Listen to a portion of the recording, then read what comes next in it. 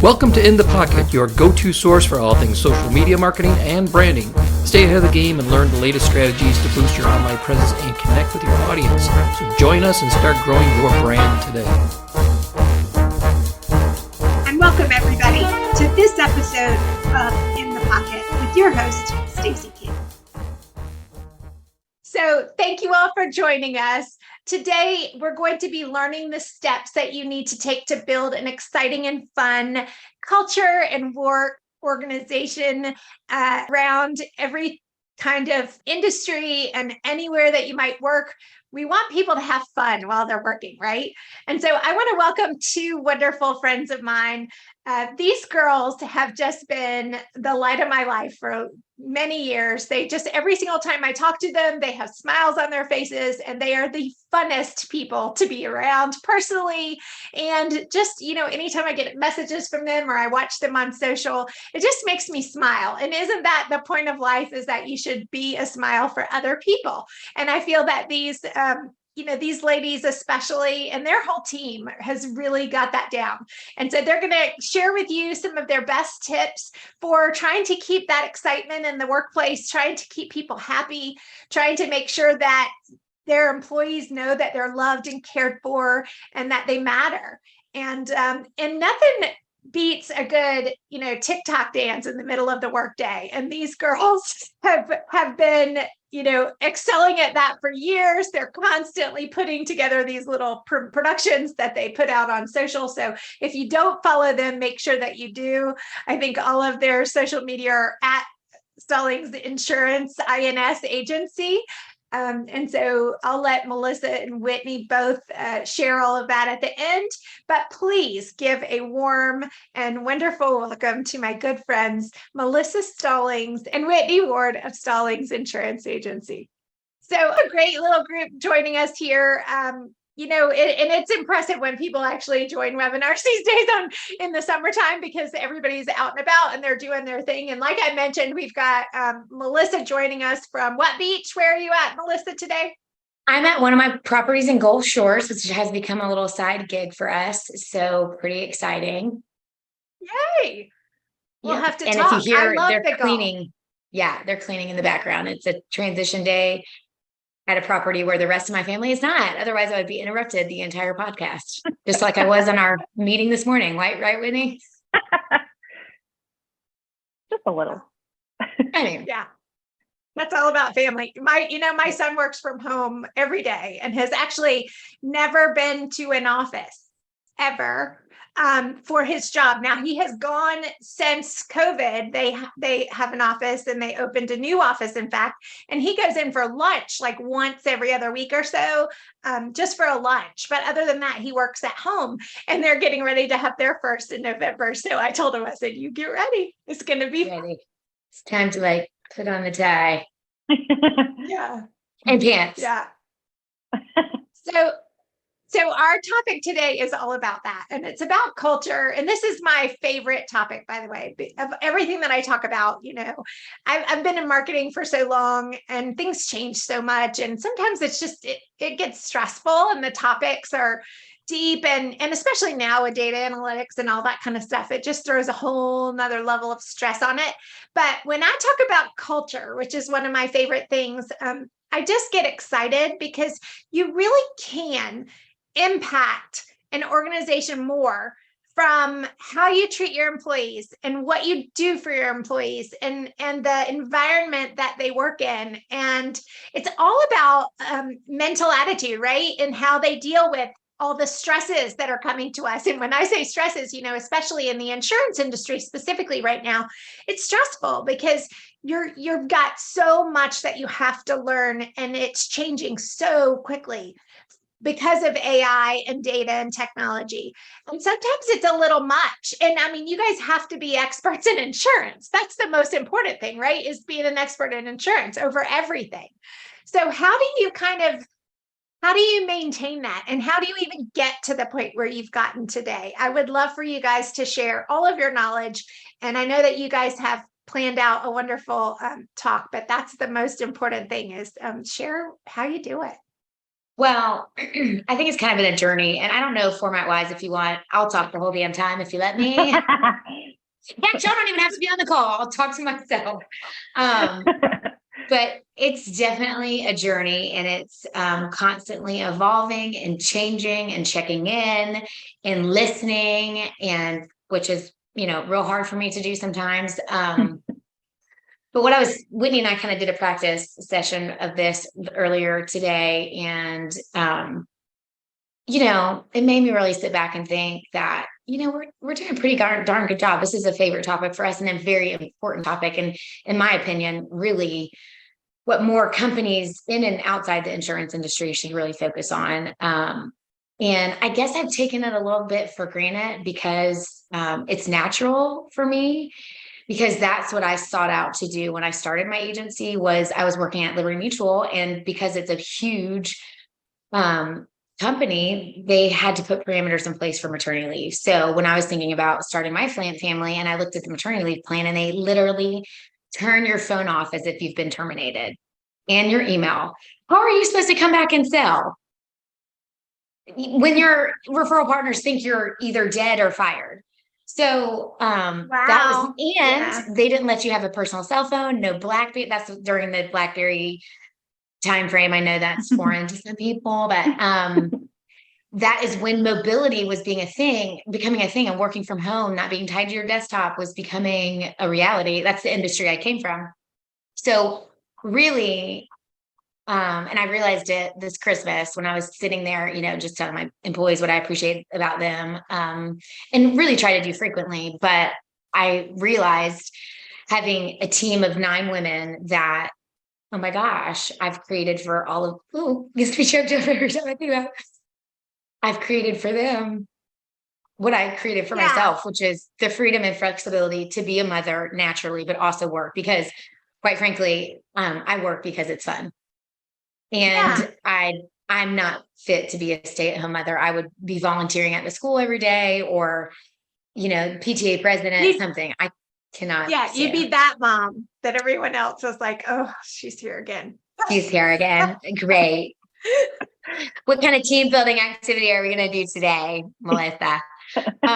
So really that was, and it's the journey. And I had to go and sit on a panel to learn about millennials, because quite frankly, I was like, oh dear God, what are these children wanting from an employer? And if you can't beat them, join them, is kind of the attitude that I took. Because most of my team is either millennials or younger.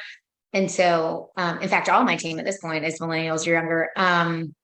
So I took the attitude of, you know what, I'm going to become like them and learn about them and learn what they want, what they're motivated by. And that's what you have to do. You have to know your audience. You have to know your staff. And you have to constantly be asking for feedback, because it changes. Yeah. And let me just go there. You were a young agent when I was not a young agent. So let's just say that, I've even got you beat, but tell my age. That's why I'm standing far away, so you can't see my wrinkles. We've got some generations here, which is good, because it will have a nice topic. And I agree with you. Like when I was coming up, and even till, gosh, I want to say before COVID, like you just didn't, on LinkedIn, you didn't post personal pictures, and you didn't, talk about your personal life, and in the workplace, you had to be so structured, and it would, overtime was expected.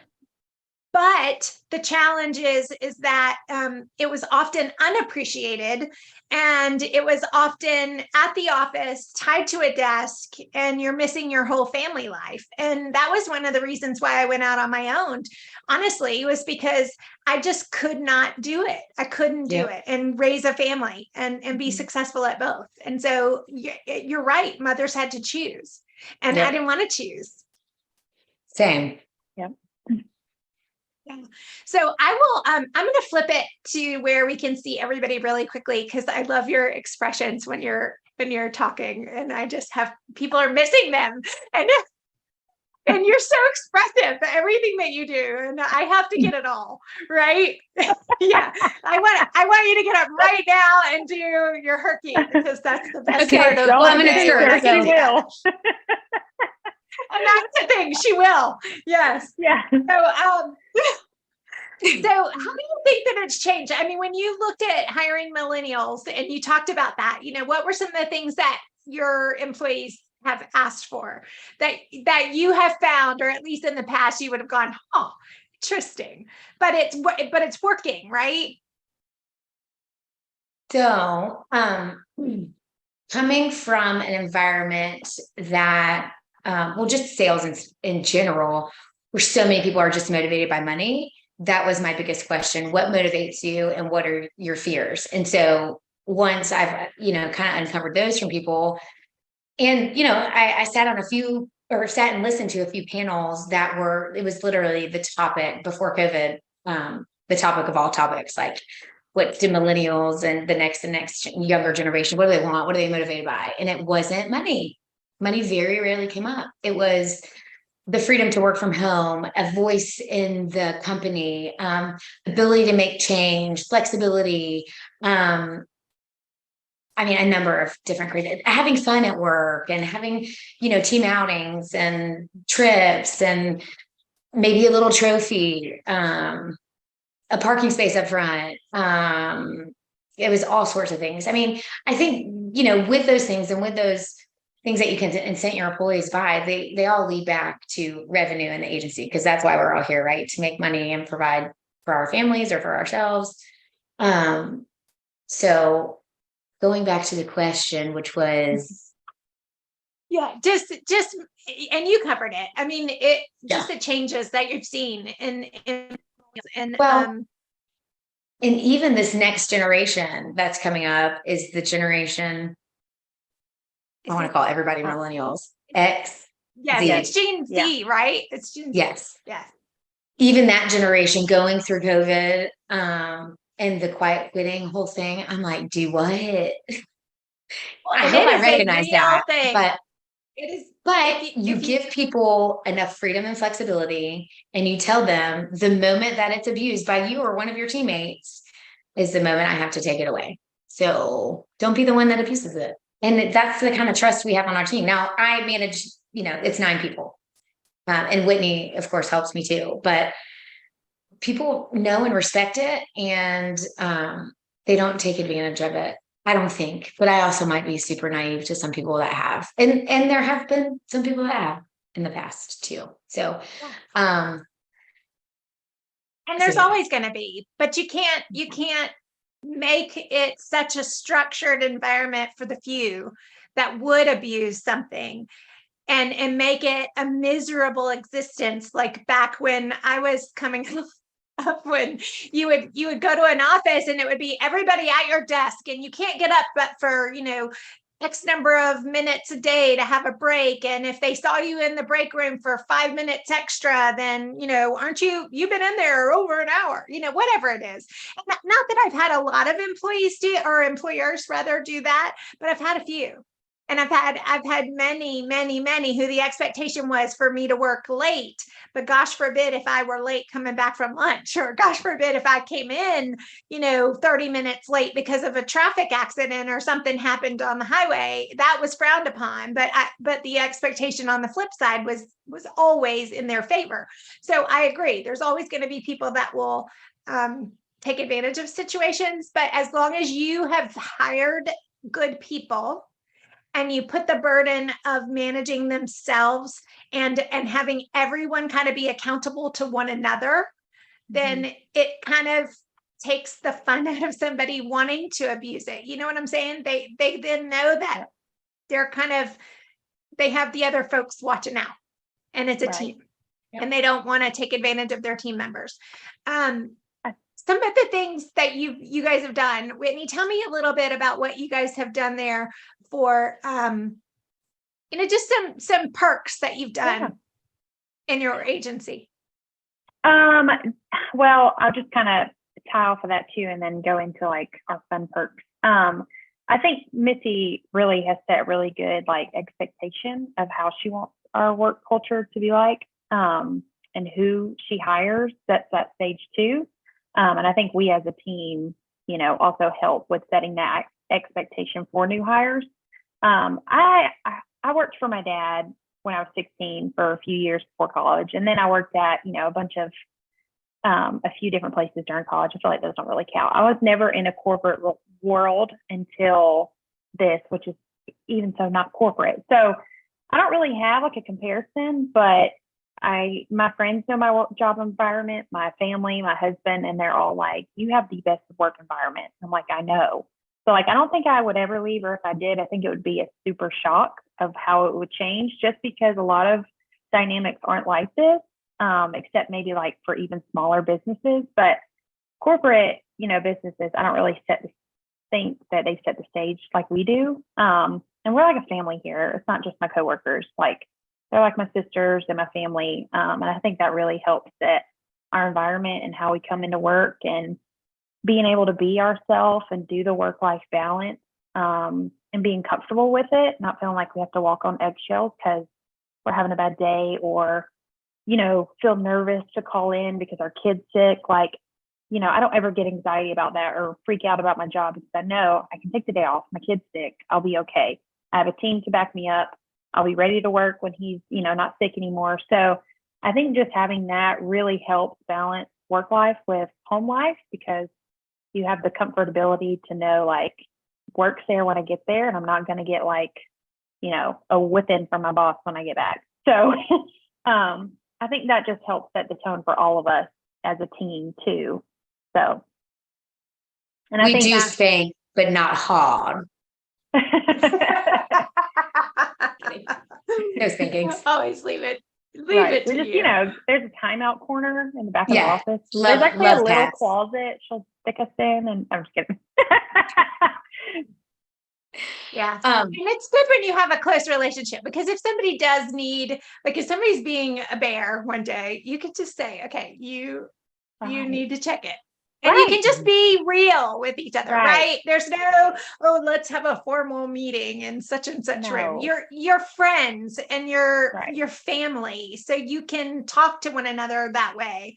And you can make sure that, people check themselves, or if someone's really struggling, you can say, hey, what do you need? How can I be there for you? And support them. And that's the key. You want people to feel like they have a second home, because they do spend just as much time with you as they do their own More. families. More. Right. Yeah.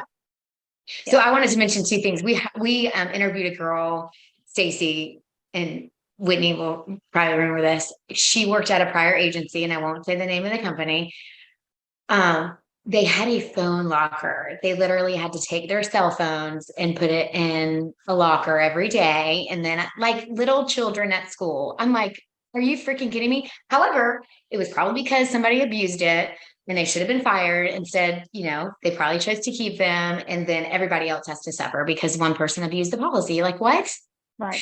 She told me that. I was like, you're kidding. And You're that's where- joking. You're joking. That's exactly the point, is that why would you ever want to punish everyone for And the if you're a actions mom, of a few? like you're taking my children from me right now. Right. You're literally taking my way to contact my children if something happens. And the owner of the company is like, they can call you at work. What? Like, why don't you just put me in handcuffs too? That's great. Yeah. I was like, I could not believe that people would still stay at a company that does that. I was like, what? Yeah. And to try to explain to a teenager a second number that they're going to now have to remember to call you when they're all texting from the age of what, 2 practically these days. What? There's a lot of things we do in our agency that's just quicker and easier to do on my phone real fast. Right. Yeah. And I want my staff you and I to text. first. Yeah. Right. You and I first text.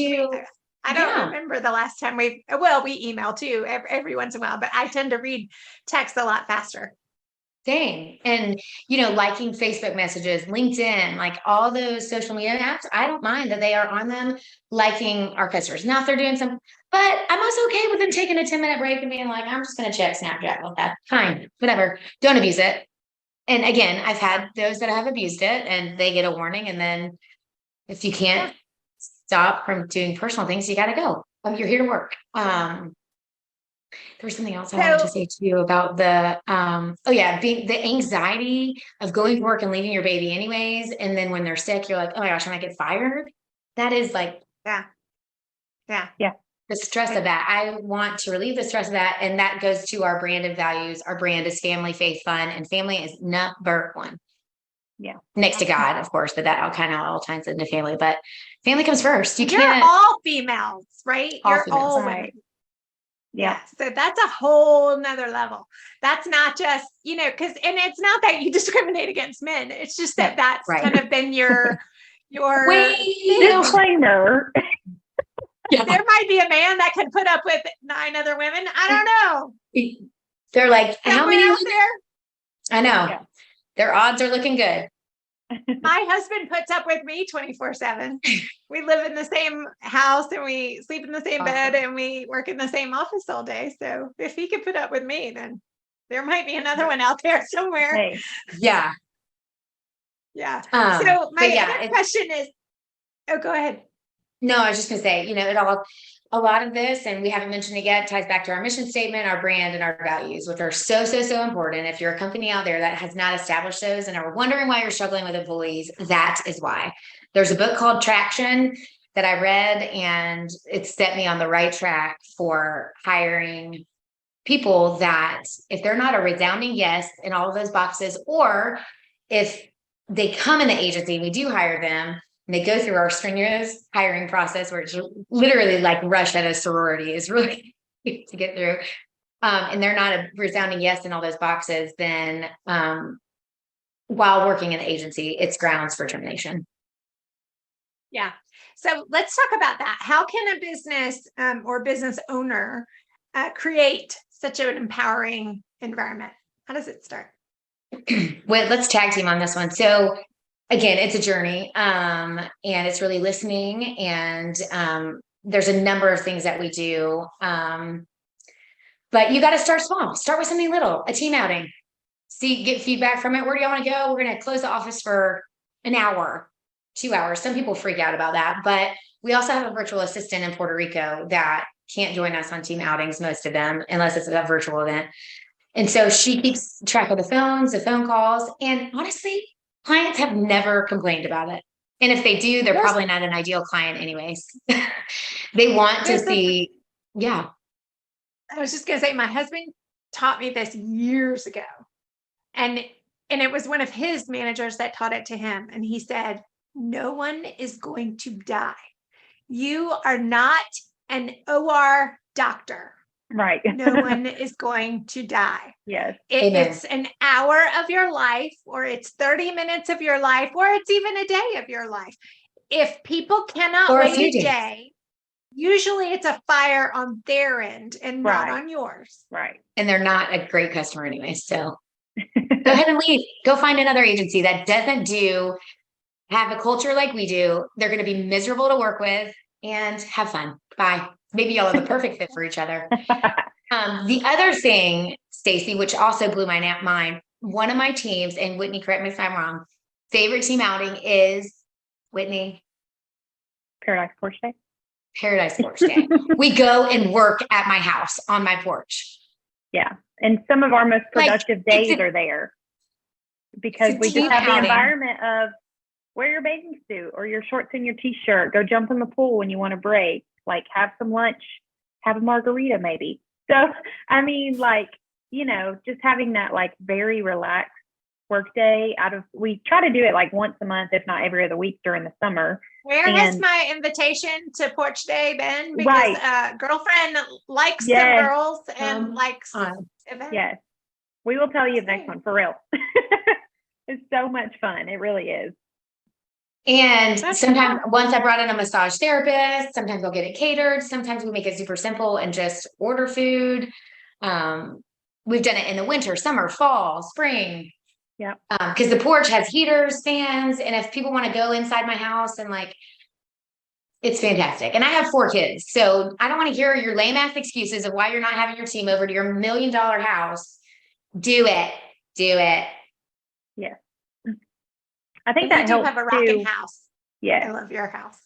And all of the events that we do or team outings or, extra days off that we'll have as a team or whatever it may be, really helps with the no burnout.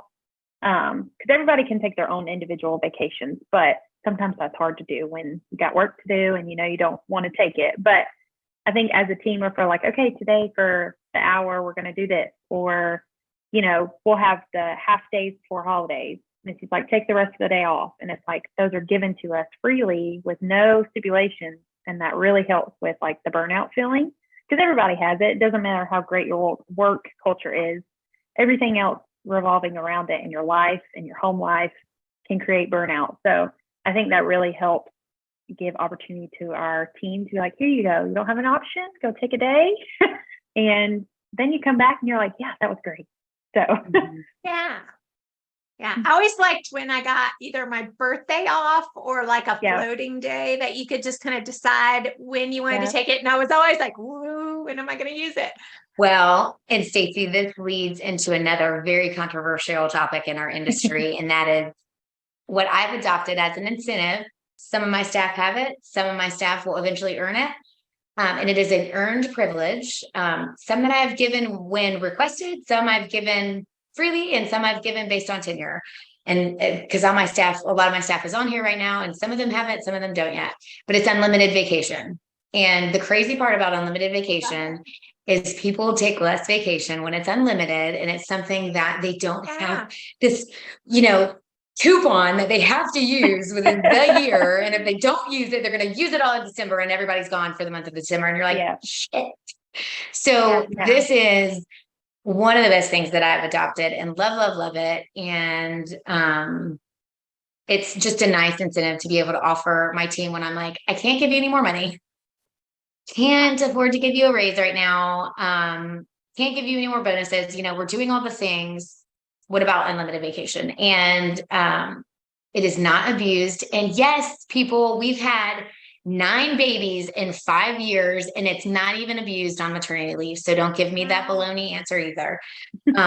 It's so like every owners, like you literally bring it up and they get all like, well, I don't think I can do that. I'm like, you can do it.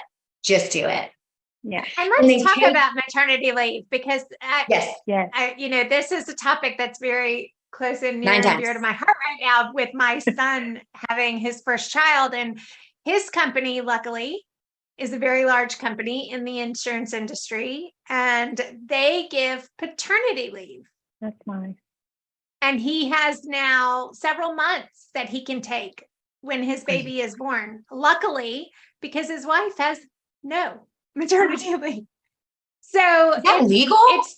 It's a challenge. It's a big challenge. And so she'll have, she saved it in 2023. So you save up, and she's using all of her vacation time this year to have her baby. Great. And so we because go it's back vacation, to, right? When you have a baby, it's vacation.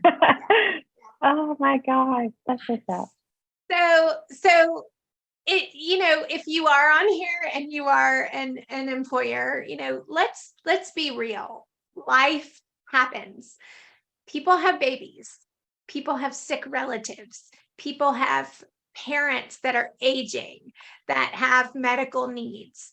There should never, ever be a choice between doing what's right with your family. And we're not talking about fun, doing what's right with your family and earning a living. Those should never be a choice, especially in 2023. So I applaud you. I know that you didn't open that topic just to, try to get that, but again, it is important. It goes back to the beginning. I started it because the maternity leave plan at Liberty was like, they gave 6 weeks paid, great, but you're going to turn everything off. So I have to basically start my sales career over when I come back. No thanks. I'm out. Yeah. It's a challenge. And the other piece of this is during that maternity leave time, and everybody's taking anywhere from 6 to 3 months. In Europe, they give them 6 months paid, but you can take up to a year, is what I've researched. Yes. Talk about unconventional, but most of it's a whole nother, even just the work day is a whole nother thing. Like they encourage 2-hour lunches every day because you work harder. Holiday the hours that you're there. Months. Yes. So with maternity, leading kind of to another topic, it's a great line in the sand when you have an employee that's contemplating transitioning to a new role. And Taylor in the agency is a great example of this. Her first baby, she left and 3 months later came back and went from an account manager to a producer. And now she is been touring this year and she's working on her CIC, being my commercial agent, my commercial producer. So she's literally coming back from maternity leave and she's focusing on 100% commercial. So, and then Whitney's another great example. She went on maternity leave with her first child and was an account manager, came back, and now she's the agency manager. That is my favorite transition because let me tell you how much stuff I gave her. But things that she's also fantastic at that I'm not so fantastic at, and would procrastinate and not get done. So it's a great really block of time where customers get used to the out of office for, 6 weeks to 3 months. They stop calling you.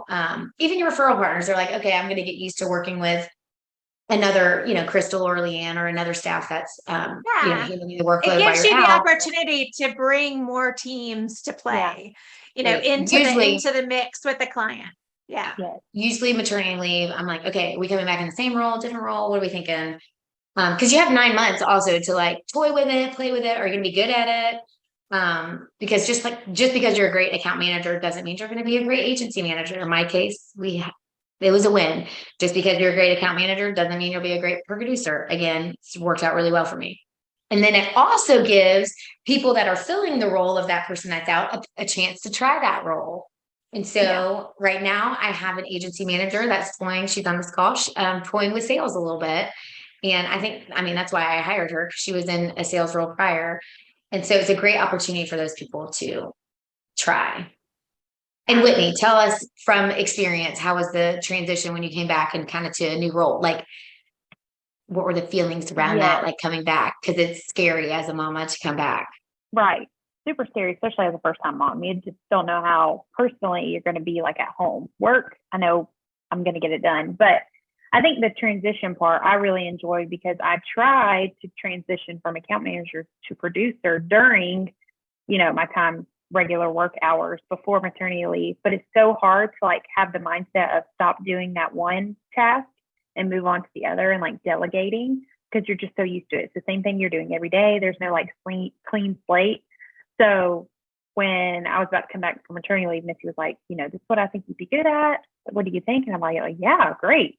And coming into it, I think it was such an easy transition and really great opportunity. Just, being able to come back from maternity leave, basically with a promotion. And, that's also unheard of, I think, with maternity leave, because sometimes you don't have a job. You get excited about coming back then, right? There's something to look forward to.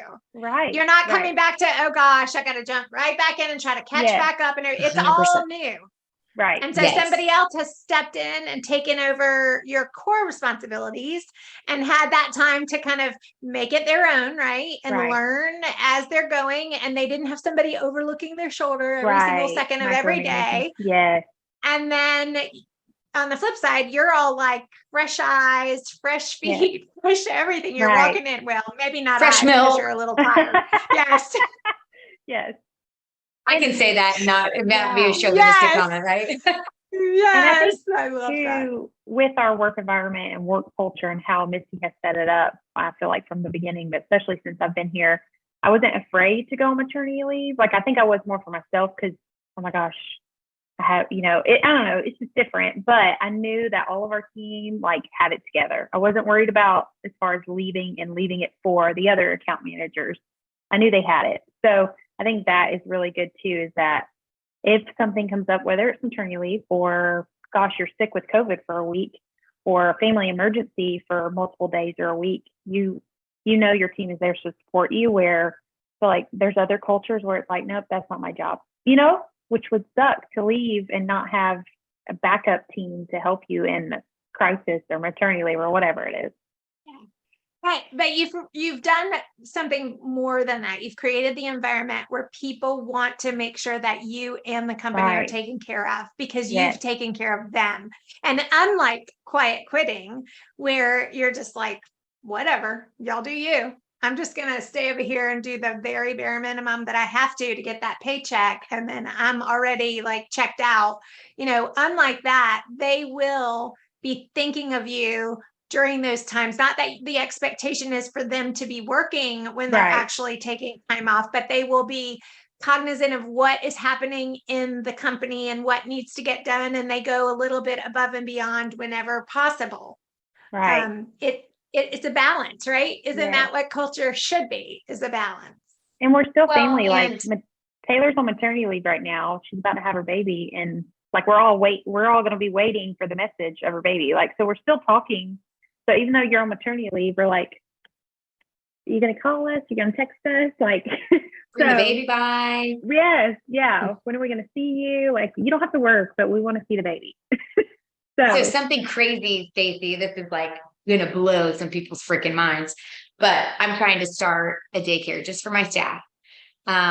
Where I don't think we can have it at the office. We kind of toy with that, and I think it would be too distracting, and we don't have the perfect quiet spot at our office. We have room, but I think it would be a little much. And the more I thought through that, it would be distracting for everybody in the office, because we share office with my husband too. So then we were looking at a building across the street, and then we were looking at a house behind my house. So the house behind my house is what we're thinking. But how cool would that be for me to come out to the world and say, I offer a daycare for my staff, and it's free or really, really low cost. And they don't have to think about it. It's people they love and trust. It's right down the street from the office, where if a mom is like, you know what, I'm going to go nurse the baby today, I don't feel like pumping. Great. Because that's hard too. Gosh, coming back and having to pump, men, you have no idea. Let me just tell you, you have no idea. We tell you how hard it is. That's so hard. It's like having another job, trying to make milk, feed the baby, clean the parts. Oh, Yeah. It's so worth I'll it never too. forget my son was 7 weeks early, and he was very small, and the doctors made me feed him every 2 hours so that he could catch back up. And when you talk about tired, because you're either trying to feed him and it's not working and he's struggling, and then you're pumping and then you're feeding. I felt like it was just constant blur. Like I never had a break at all. And so, which is why maternity leave is just like vacation. It's like, you're like, this is easy. So, anybody check on the baby? Yes. And now we're focusing a lot on the women because you have all female employees. Yes. But let's go transition. back to role transparency and what does it play in nurturing a positive work environment. And let's talk about that let's pretend like you have men in your team. What does that mean in role transparency? Well, transparency is a funny word, especially in 2023, but, Whitni, you can chime in too, but holding each other accountable, being real, not being fake, leaving negativity at the door, feedback. Whitni, will you, tell her about our feedback? So we implemented this thing called feedback, pretty kind of self-explanatory, but probably 2 years ago during COVID, actually one of Missy's past coworkers introduced it to her. And it was a big corporate world that they learned it in. And that's kind of how we instituted it here. So basically, especially being all women, I know we're trying to get off that, but it can work in any environment. If there was a man or two men in here with all women, it'd probably create a little more, animosity. But I think just being a close-knit in work environment, things can happen. A little cattiness, or I don't like how they did this, or how they approached me on this, or I think they could do this task better. Whatever it may be that is challenging to talk about, instead of bringing it to the manager or the boss and be like, hey, this is how I feel, this is what's happening. If it's, a simple issue, go straight to that person. Go straight in person to that person, be like, hey, this is how I feel, kind of like a come to Jesus meeting. This is what's going on, this is how I feel. Can we try to resolve it? And we implemented that a few years ago, and it goes great, especially for the small things that really a manager or boss doesn't need to be involved, So something like a simple task that you think so our producers have account managers, something that a producer may think the account manager could do a little bit better on or improve on or whatever it may be, instead of coming to me or Missy, go straight to them. If you have feedback for them, you want them to do it a certain way, they may have, a way to do it better. They may have a reason why they do it that way. So getting a you third never party know. involved, They may not even know right. that you don't they may like not that. Even know. Yes. But they may have had a reason why they did it. And that simple conversation then saves so much agony and stress and embarrassment. Let's be honest. Right. Do you want your boss being involved in every aspect of the little stuff that happens all during your workday? No. Yeah. And I think our team does a good job at using feedback, but still using us, because that's what we're here for. That's what my role is, to support my team. And then, of course, Missy's too. So if there is something major, it's not getting resolved or something's going on, get me involved. That's what I'm here for. But I think it works really well. We haven't had any horror stories of it like creating a big problem. So two more things that we've implemented too recently. There's two guys up in Boston. I don't know if I'm allowed to say their names or not for legality, but they're basically my mentors. So they have helped me, implement some really amazing things. And I steal shamelessly from other industries. Our industry, I'm always learning. Once you stop learning, you stop growing. And once you stop growing, you start dying. So,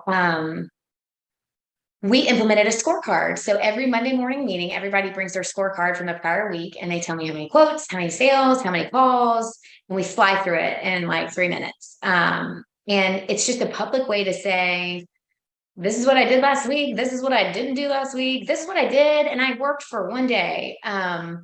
So that's been really cool. And it's basically you giving the team your scorecard and saying, I was a team player last week.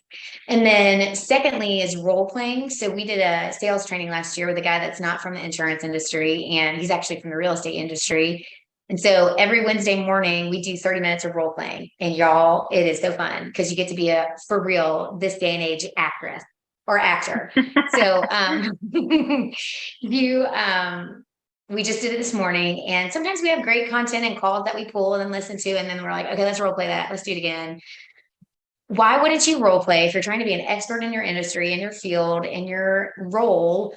Why wouldn't you practice it on a regular basis? And so sometimes too, people will get off the phone and be like, let's do that again. That was terrible. Or that was great. Have you ever thought of recording those? And I only say that because I had to do that one time with a sales role years ago. I was in a formal sales team training for, I guess, about 2 or 3 weeks. And 2 weeks consistently, all day, every day with this. It was very intense years ago. Yeah, that's a great sales training. And they would put up camera, and you would have to do like say that you were doing a cold call or you were doing an appointment with a client, and you'd have to do it in front of the camera. And it was nerve-wracking to just do it, in front of someone else, especially someone at a training that you're supposed to be going to work for, right? But it was really, it was eye-opening because we all have our tics, right? I talk with my hands all the time. I just do. If you made me sit on my hands, I would not be able to talk. It's not a good thing, but you start to learn all of your little habits of the things that you do. Yeah. And so just saying, could be another. That is smart. I'm going to look at this recording and be like, this is what I do. Stay with my hair. With your hair. That's funny. My mom, I used to chew gum all the time, and my mom, she's an etiquette consultant. My mother would get on you. Yeah. My mom would say, nope. Sweetie, let's spit out the gum. And also number 2, let's not wear glitter everywhere you go. What? Oh, that's funny. Okay. So we're talking about some of the things that you guys have implemented in terms of transparency and things like that. And are there any specific practices that you guys have just kind of said that this made a difference with employee engagement, let's just say? Because, having employees doesn't mean that they're going to be engaged. And what does that mean to you? Might be different than someone else when they say employee engagement. To me, it means people being 100% checked in, like, wanting to interact on social, wanting to be a part of those team meetings, not rolling their eyes every time that somebody says we're going to get together or we're going to have a meeting or we're going to do, you've been in those cultures. I have, where you've been in a culture where if you heard the word meeting one more time and we're going to brainstorm and meeting that about a meant meeting about a meeting. yes, couldn't this be an email? Couldn't it be an email? Right. Or TikTok right now. Yeah. yes, you don't want to be that environment where everybody just hates it.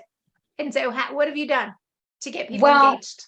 Yeah, Whitney, I'd love you to talk to this, but also because I really want to hear engagement wise, because we do find that, like, we've just had to say something. Whitney has, because it's a pet peeve of hers, like, don't bring your laptop to these meetings. There's not a point in us having them if you're just going to work. And they're doing work, they're doing quotes and working on it. But she's like, no phones, no laptops. Yeah, I mean, obviously you can bring your phone, just don't be on it. I mean, I'm guilty of it too, but I think engagement outside of the box is incenting them to invest in their self and their career. So what I mean by that is I pay for them to go to conferences, industry related events, get out of the office and go to these carrier agency meetings, meet with our carriers, do things that aren't, I mean, I don't think there's another agency at the big I conferences that bring, well, I can't think of a few actually, but that bring all of their staff. There's representation from the agency at every meeting.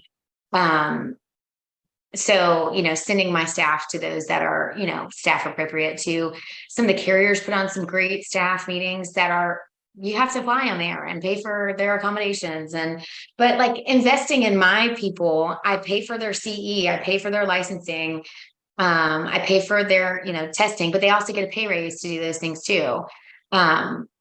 So when they advance themselves, difference. What's that? I said that makes a huge difference, because if people Yes. don't feel like it's a burden on them, that it's a privilege, that it's part of what makes your organization unique and different. When I think about benefits, I think about how can I keep them engaged? How can I keep them? And hence the daycare thing.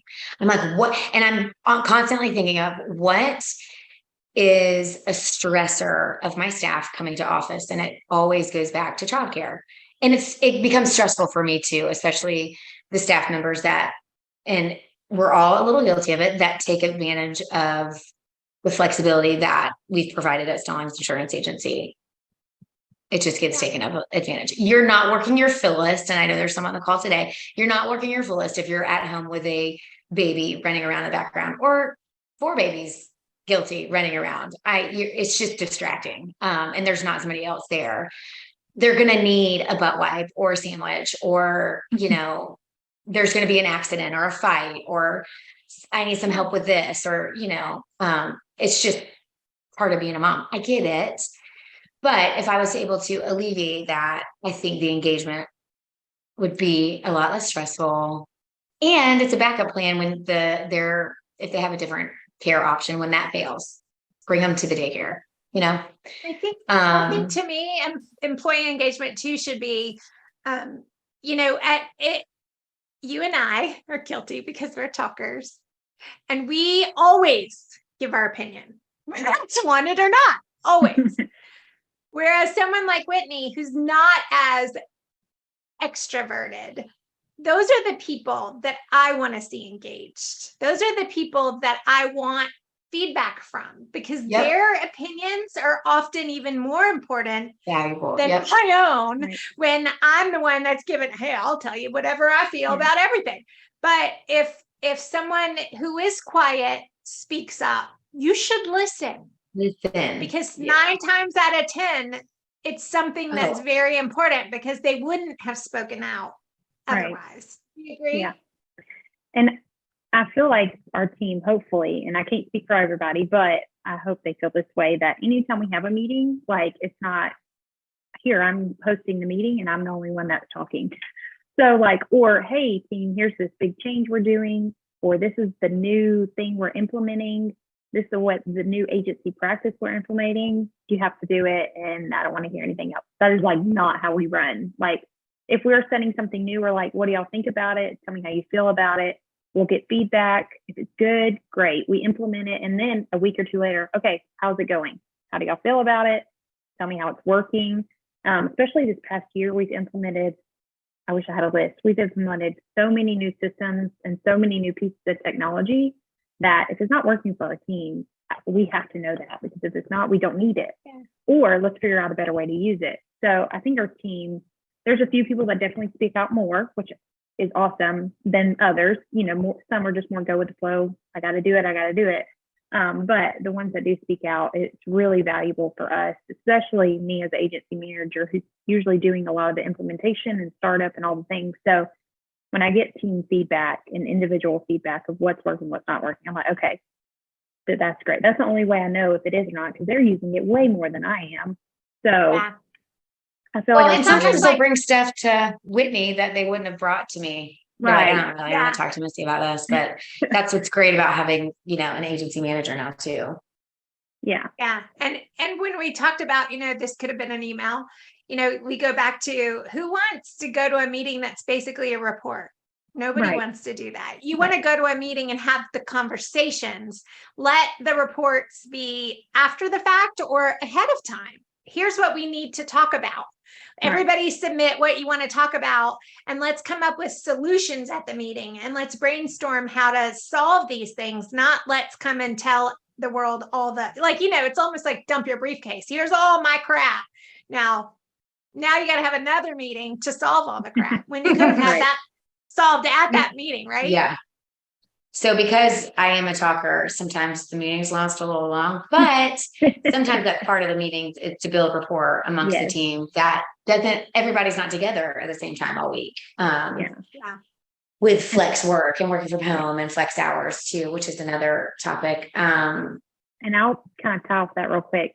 Yeah. Because engagement, I love the engagement of our team. I work from home 4 days out of the week because I live in Columbus. So I'm an hour and 45 minutes away. So I can't come in every day or I'd break my car down in a year. But I wish I could, because all the time, if like they're going to lunch or they're going to make a TikTok, I have FOMO. Like I'll message in our group and I'll be like, oh, FOMO, because I want to be there. So, and we get that feedback from everyone if they're out of town or, they're doing something else, that if they're not there, they're like, Johnny, I wish I was there. So I feel like that's really good. Feedback from our team that they want to be a part of it. And even our virtual assistant who is, miles away and can't be here in person, we try to keep her engaged as much as possible and having her on Zoom meetings. She's on every Monday morning meeting with us. She's a part of our account manager meetings and things like that. So even keeping her engaged in those activities help boost the morale. Yeah. So just so that we are cognizant of time, because we're coming up on the hour, which of course, because we talk all the time. But we want to cover more, a little bit more. And if we can stay a little bit longer, if you guys have time to cover some of this, or we can jump, whatever y'all decide. But having an unconventional approach to hiring, you mentioned it, and having that whole sorority rush kind of mentality. What techniques do you find that you have used to bring in candidates that are engaged, that fit your culture? This is a favorite topic of mine because if you remember, Stacy had a Big I conference, fall conference in 2019. I was asked to speak on this exact topic, an unconventional approach to hiring talent.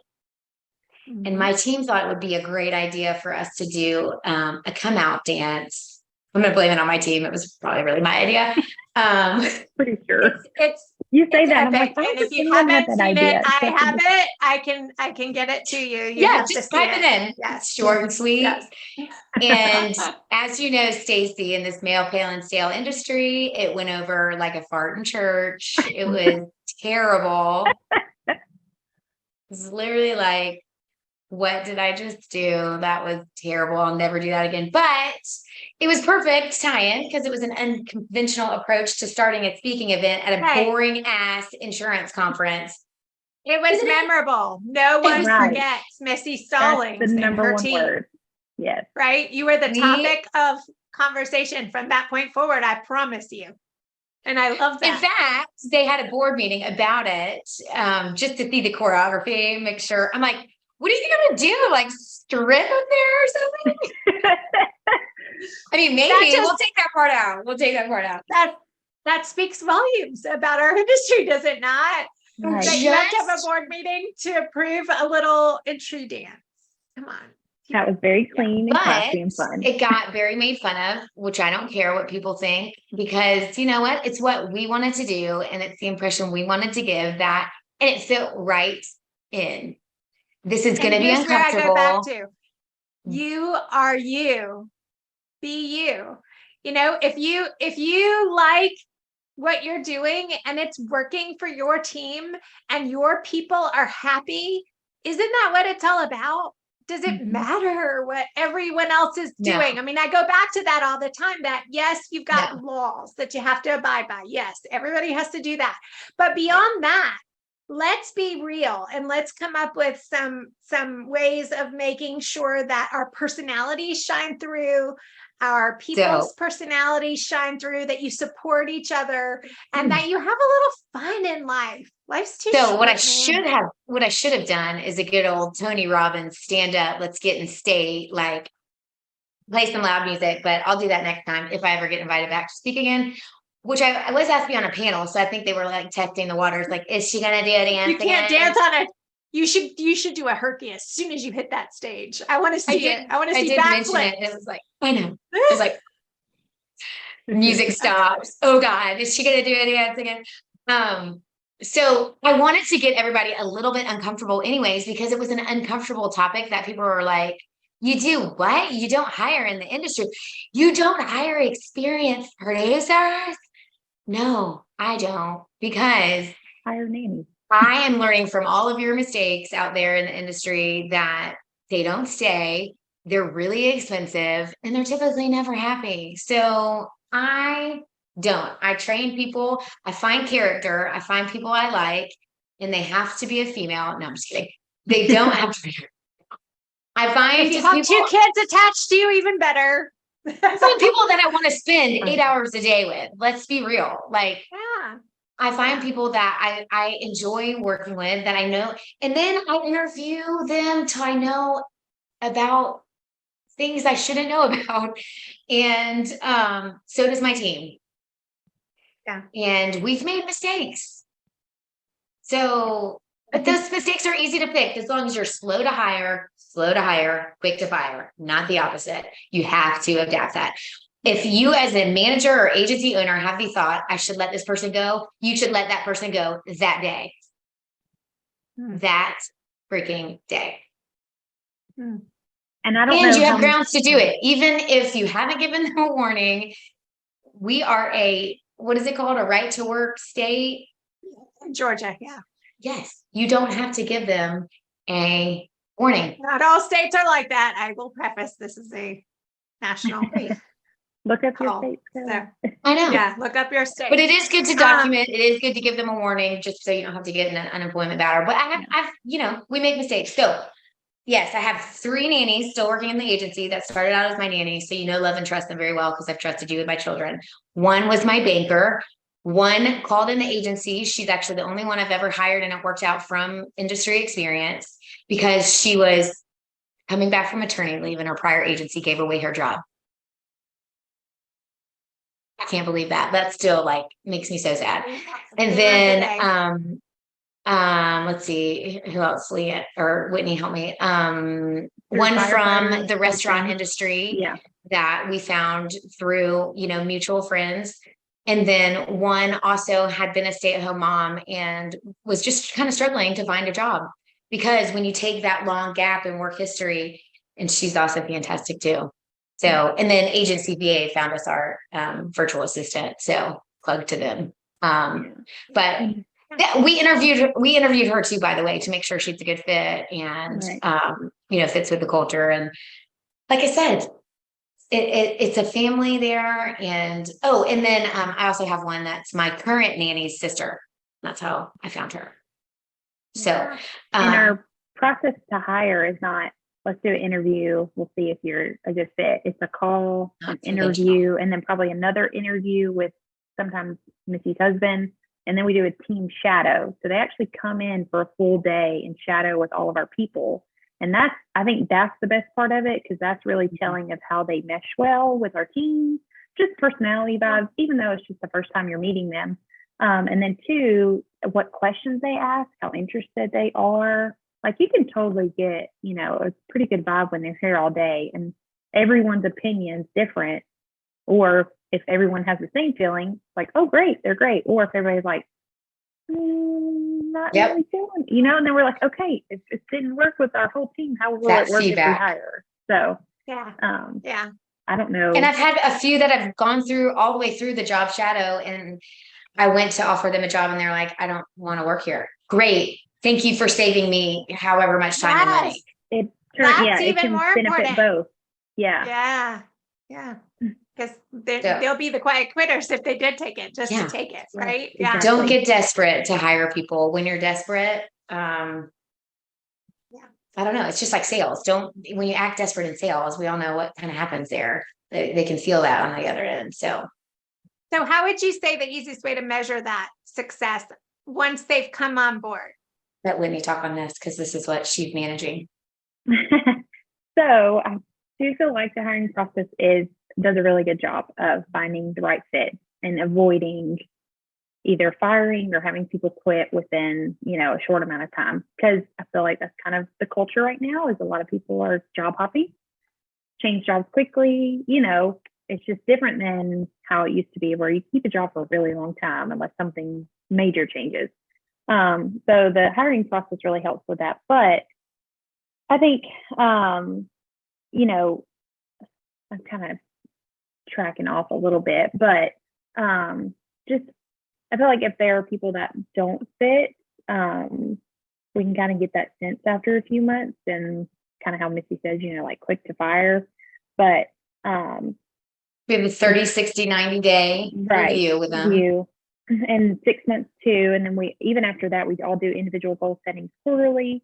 And then, we set them up with trainings, we get feedback from them. We kind of hand off a lot of the onboarding after we do a good onboarding process, but giving them the opportunity of being like, hey, all right, this is where you got to take the initiative and start implementing it yourself, and kind of seeing how they go from there. So kind of like show them once, and then you go find the answer yourself. Yeah.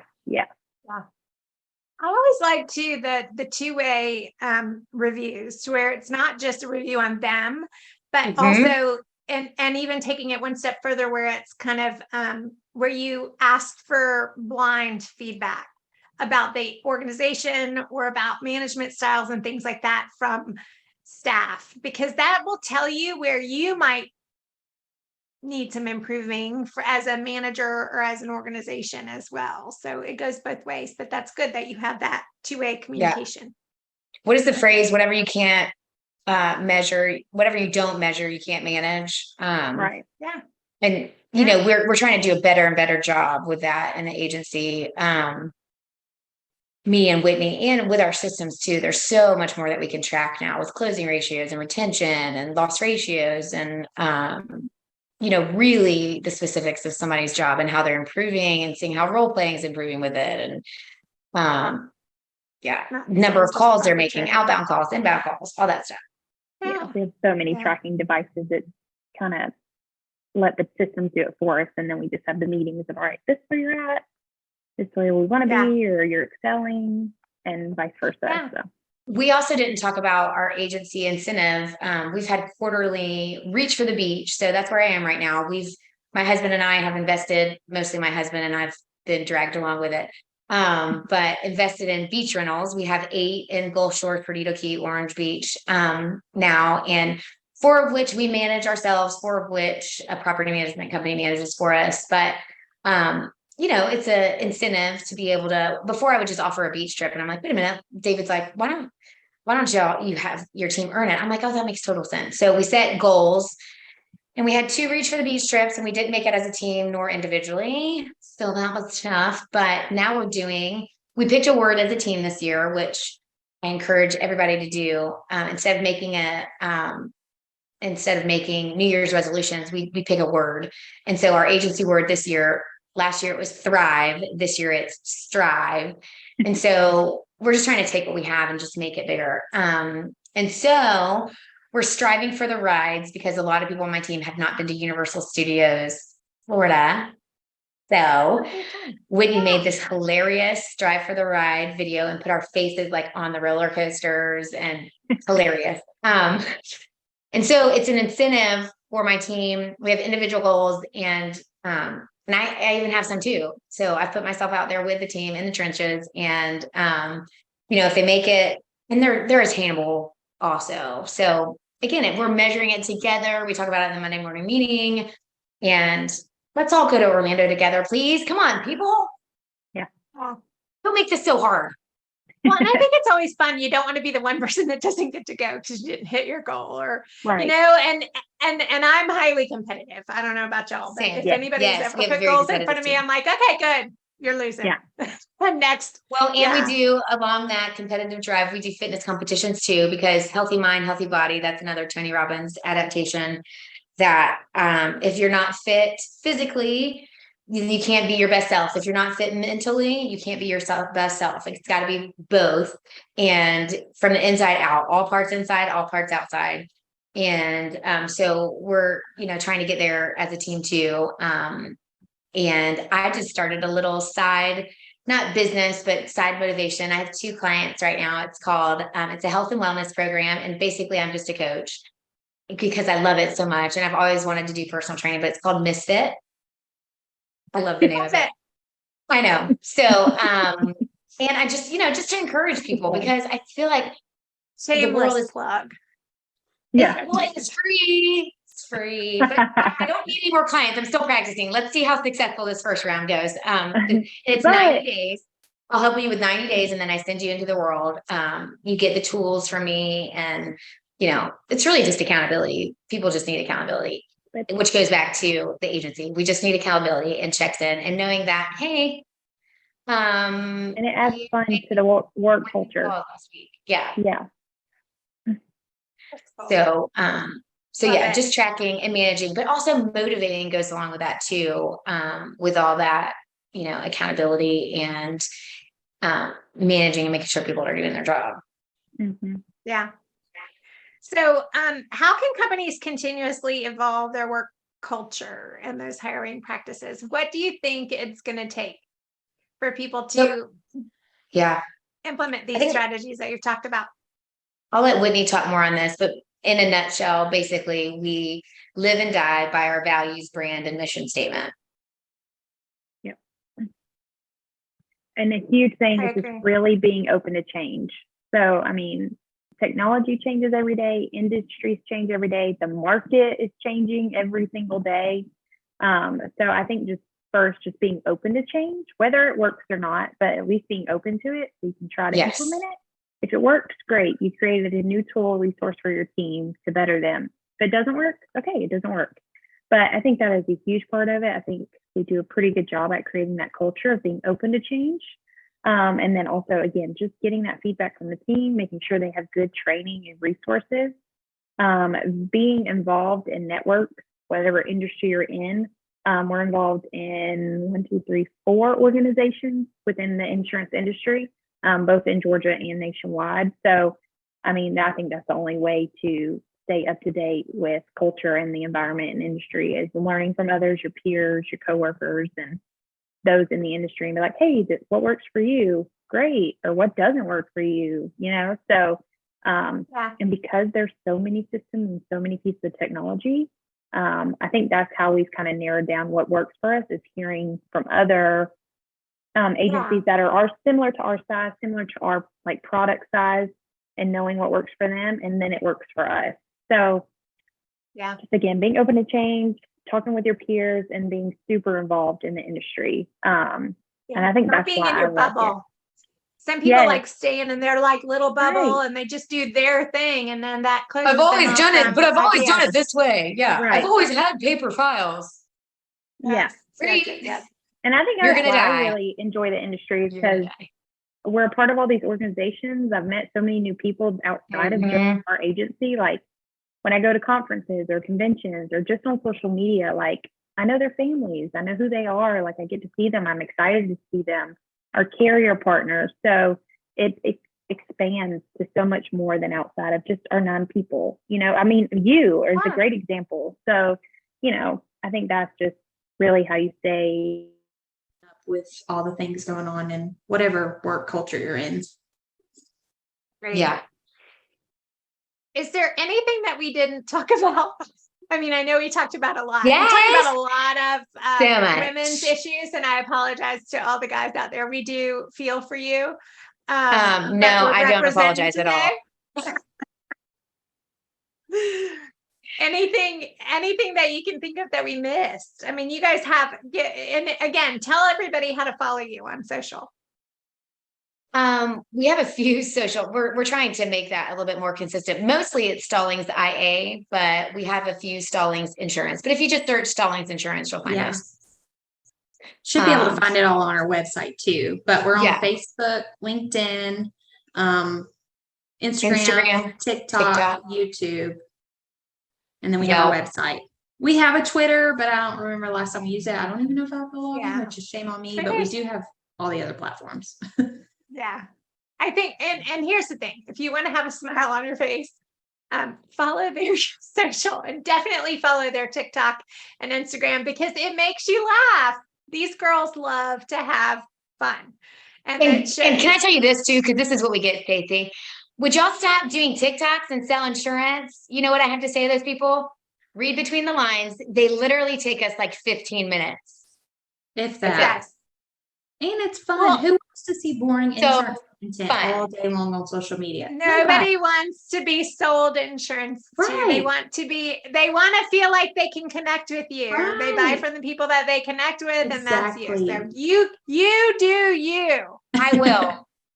We want our clients to be like family, and they can't be like family if we just post a bunch of insurance stuff all the time, because they can go to Google for that. So let's show them who we are, invite them into our space, and have fun.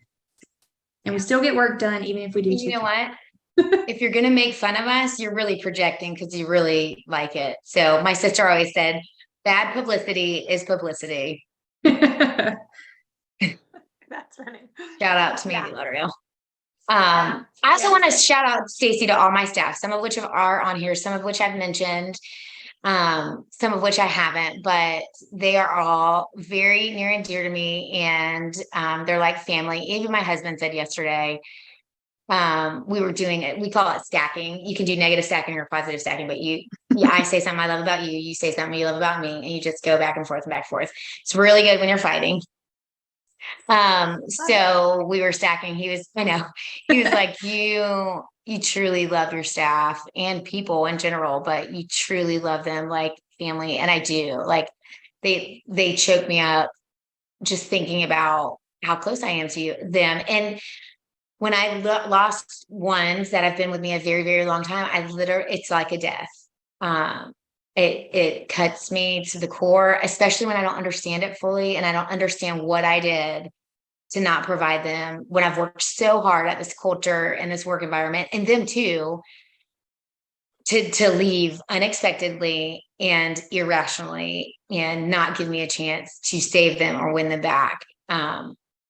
That's what's so hard, which is just part of it. And I freaking hate the phrase, it's just business, because it's Stallings Insurance. It is not just business. Right. Yes. And I think that what most people don't understand is culture goes both ways. Right. Yes. That you need to create a culture, but also the people that work for you need to be willing to live the culture that you've created. And sometimes it's a hard realization, which you might have had in the past, where somebody, you thought that they were going to thrive in the organization. You thought that they were going to thrive in that environment, and you gave them everything that you possibly could. But then they realized that they're just not in the same mindset and frame of, space that they should be to accept all the gifts that you've given them. So maybe it's best that they move and find some place that's a little more rigid and a little more structured and a little more, I guess just different. You just never Right. know what people are looking for. But that's the beauty of 2023, right? Where you can Yeah.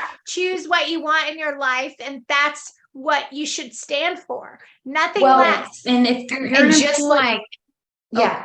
I was gonna say, because Missy is an amazing boss and I could rave about Aw. her all day long because she's family, her and David. But if you are an employee out there and you don't have a good boss and you want a good boss, that is, or environment in general, just people you work with, that you need to go find a job, whether you get paid less or not. Like that should be your number one priority in a job, is finding somewhere finding somewhere you want to work, who you're working for and with you're working for. Does that make sense? Tied Yeah. my words up there. Who you're But working with. Yeah. the job comes at the bottom. The salary comes at the bottom. It's who you are working with and for makes such a big difference. Such a big difference. There's no reason why you should have to choose between being happy and making a living. Right. They should be Exactly. synonymous. Exactly. You should be happy in your job. You should be happy working with the people that you work with. You should feel appreciated. All the things. Yes. You can have all the things now in 2023. And if you're not getting those, move on. Right. There are other employers like Stallings, like other organizations that will provide those things for you. Yes. You just have to be willing to put yourself out there. And I saw Chrissy do Lindsay. it. Yeah, one of our local businesses. So Whitney, I just counted. We're in 6 organizations if you count the chamber and Trust the Choice too. Yeah. Well, 2 chambers, 7. But just like you work to keep your job, I work, and Whitney and I both work together to keep our employees too. It should be the same level of effort, Commitment. It should be a give and take, Right. just like a relationship. Yeah, Exactly. because it is. Yeah. Well, I could talk to you guys forever. Same. I really Yes. could. Same. And I'm sure that the people that are on here have their jobs to do. And so we want to let them get back to it. But thank y'all for always being so willing to have conversations and to be just your fun and beautiful selves. I love you girls. Thank you so and much this for is having first, us. not my first podcast, but not Whitney's, but our first one together. So this is actually Yes. super special. Yay. We do her So fun. together. You're below I me. know. I don't know if that'll show up right. And everybody look at the camera and smile, because I'm going to have to take a screenshot of our pink, right? Okay. So cute. I got it. I will save that one for sure. Okay. Love you guys and have a great day. And everybody, thank you for joining us on this episode of In the Pocket. Yeah. Have a good one. Thank you. Bye.